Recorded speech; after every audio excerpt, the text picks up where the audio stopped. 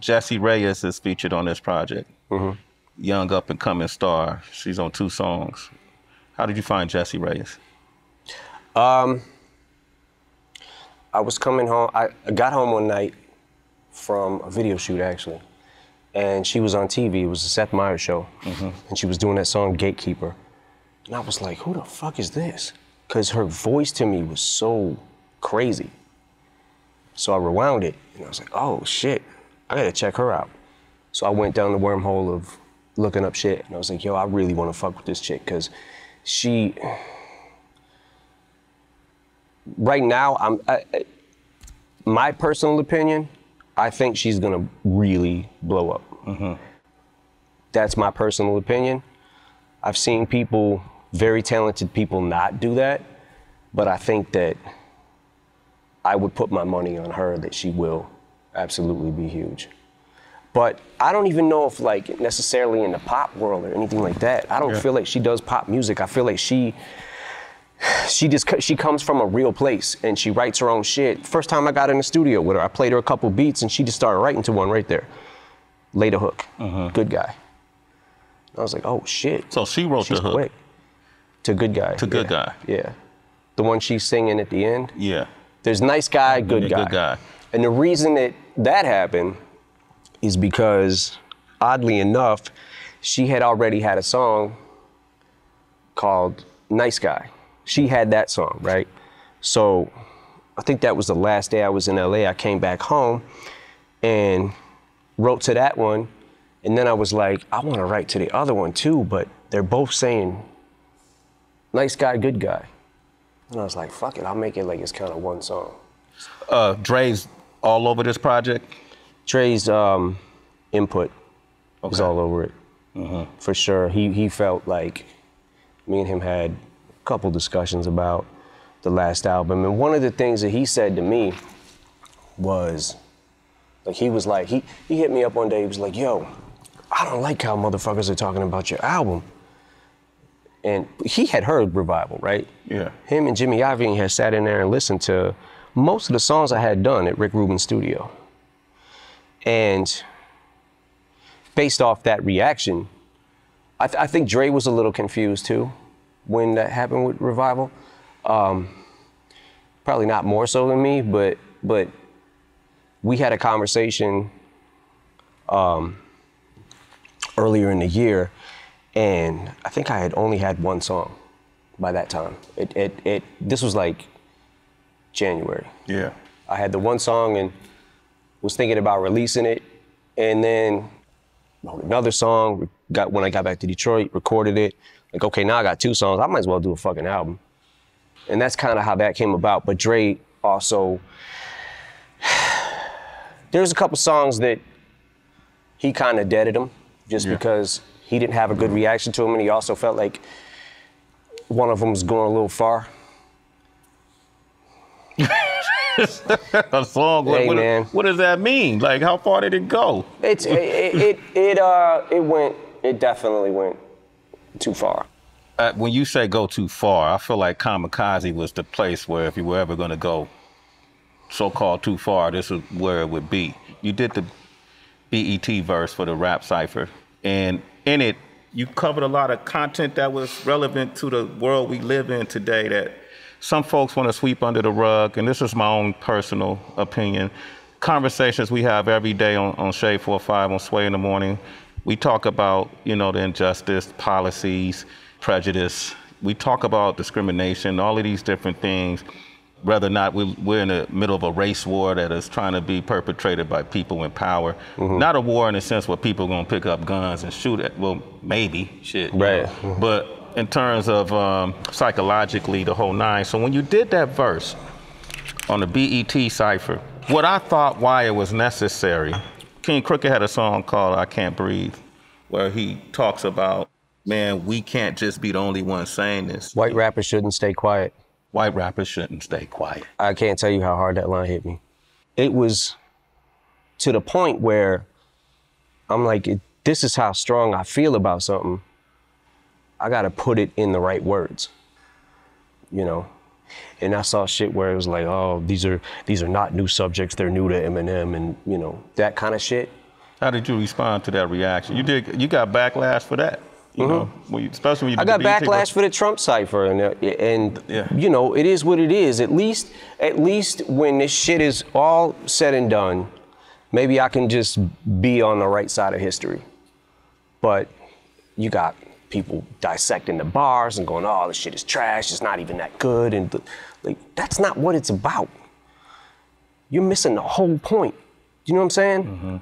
I'm trying to say this also to my fan base who might have voted for him. A lot of people in my fan base probably did. And at the time I did the cipher,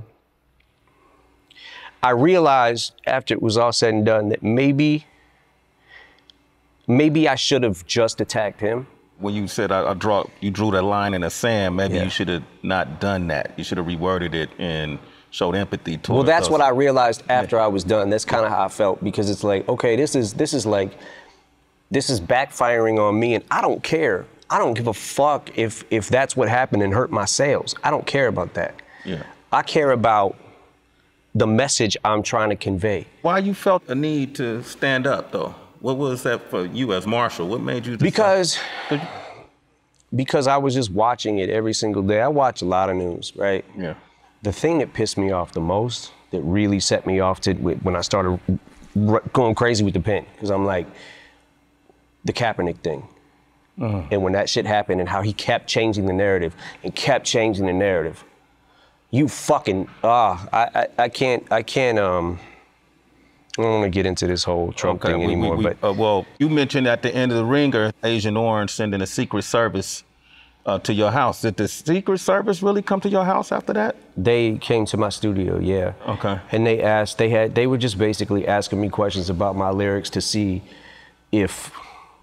what the intent was behind them, and if I was making a actual threat or just expressing myself. So that really happened. Wow, that's crazy. Right now, what we're seeing too, because Colin Kaepernick was named the face of Nike's 30th anniversary of Just Do It. You saw that, right? And then you got a whole slew of people that are now burning Nike shoes and Nike I saw that. products. It's infuriating.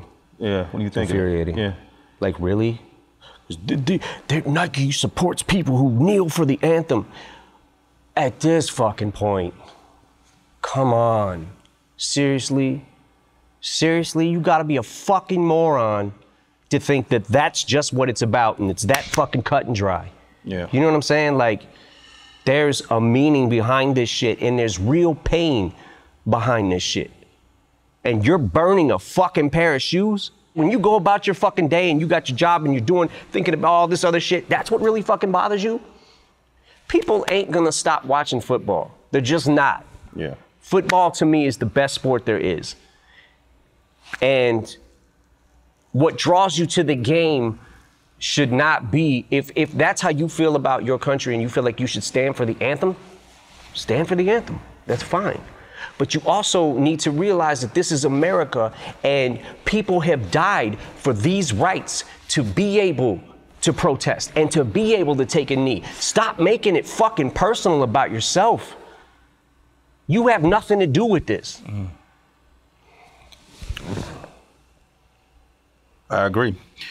We got to get back to Tyler, the Creator, man. I'm a big fan of Tyler's, you know, and I recently saw him perform. I know that Tyler was a big fan of yours growing up, right? And then I recall you even reading about you saying some good things about Our Future, how they're pushing boundaries years ago. Yeah, for sure. And you said some great things about them as a talent, as pushing boundaries, as a group, Our Future as a whole. Yeah. What happened with you guys? Yeah, no, I really did like them. I thought like, I thought their movement was really cool too. Did y'all make music? We didn't make music, but you know, I just felt like, okay, there's a mutual respect, you know. And a lot of the shit that ended up happening after that, like the tweet he put out with talking about Shady 15 and why can't people that are close to him tell him that his shit sucks and it's trash. And I'm like, okay, listen, man, you don't have to like it. And it could really suck. But being that somebody really was cool to you, you would expect some kind of reciprocation, and just don't go public with it and publicly express your opinion and how much my shit is trash. Okay, so I chalk it up to them being young and just kids, you know what I'm saying? So it's like, all right, I've been there. You know what I'm saying? Yeah. Like, I was dick when I first came out. You know what I'm saying? Like, yeah, man, you were. I know. Yeah. I feel bad about it. I'm sorry if I ever was a dick to you, but I don't think I ever was. Was I? Yeah, one time, man. But hey. Oh yeah, that's true. We won't talk about that. Okay. Nah, man. So I liked him, and then Earl Sweatshirt gets in an interview after Tyler trashes me, and then Earl Sweatshirt. Anybody who listens to Eminem's drinking too much Mountain Dew, and I'm just like, really? Like, what the fuck? Like, you know what I'm saying? Like, you guys were just on tour with us. We hung out. Like, we kicked it, made jokes. Like, you know what I'm saying? Like, so the last straw. Like, look, I know a lot of this shit. I could come across being very petty. Yeah. But at a certain point in time, someone has their breaking point. You know what I'm saying? So when Tyler tweeted out the thing about Walk on Water, this fucking song is horrible, I was like, all right, I need to say something now, because this is fucking stupid. You know? But at the same time, I'm not gonna let everybody just keep fucking, I'm not gonna be America's punching bag and motherfuckers just wanna think it's cool and safe to say whatever the fuck they want about me. I think it shocks people, because for all your career, you was the I just don't give a fuck guy. That can work both ways. How so? Because you don't give a fuck, you will fire back at somebody who says something about you. I picked and chose who that I wanted to say my piece with. Yeah. Because a lot of those things were personal. But then there's a lot of things that aren't personal on Kamikaze. You know, it's just the game and competition. You know what I'm saying? And spirit of an MC. Spirit of an MC, yeah. But you know, with the Tyler the Creator thing, man, I realize now, and I realized when I said it, but I wasn't like in the mind frame of, I was angry when I said the shit about Tyler. The fact of like, every time I saw this kid, like, always so cool to you. You know what I'm saying? Like, I loved his energy, like everything, you know what I'm saying? Like, he was a funny dude, like he's super charismatic and shit. But I'm sitting back like, man, at what point do I have to say something just to defend myself? And I think that the word that I called him on the album was, on that song, was one of the things where I felt like this might be too far.